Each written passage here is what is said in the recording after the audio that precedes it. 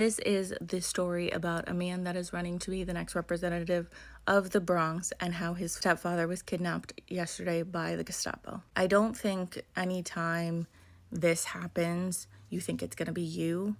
And I think it's kind of wild that there is now a current member or current person trying to run for Congress, family member that was just kidnapped.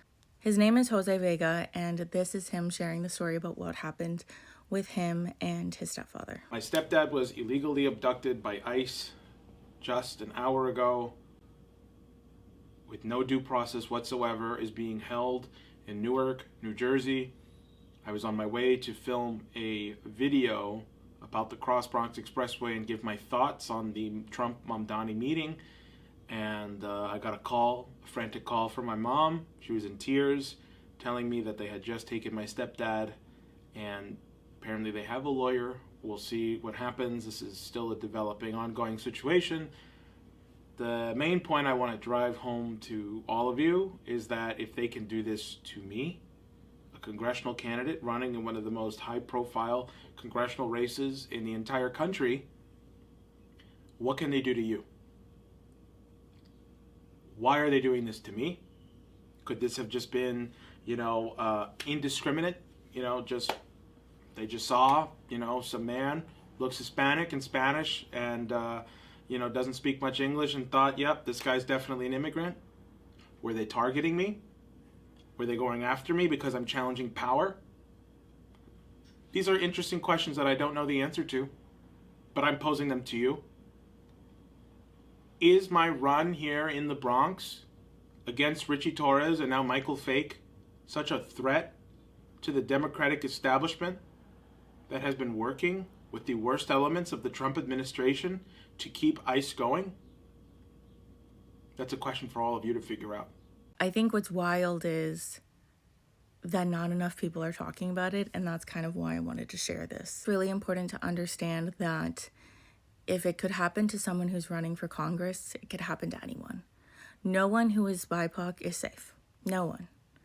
I think it's really important to understand that now more than ever, we need to stand together as people of color, brown and black people coming together to understand that we are not safe in the United States anymore. And we need to come together and fight for our democracy, fight to abolish ICE. ICE are the Gestapo. ICE are the people that are trying to change this country. The White House are white supremacist Nazis. Stephen Miller is a Nazi. And they are kidnapping anyone who is brown, anyone who is black. The target is to create a white supremacist country. If you want to hear more about Jose Vega's story and follow up on what is going on with his stepfather, this is his Twitter. This is where I follow him. If you want to learn more about his policies and support him for his campaign, this is his website. I will be doing a separate TikTok on his policies.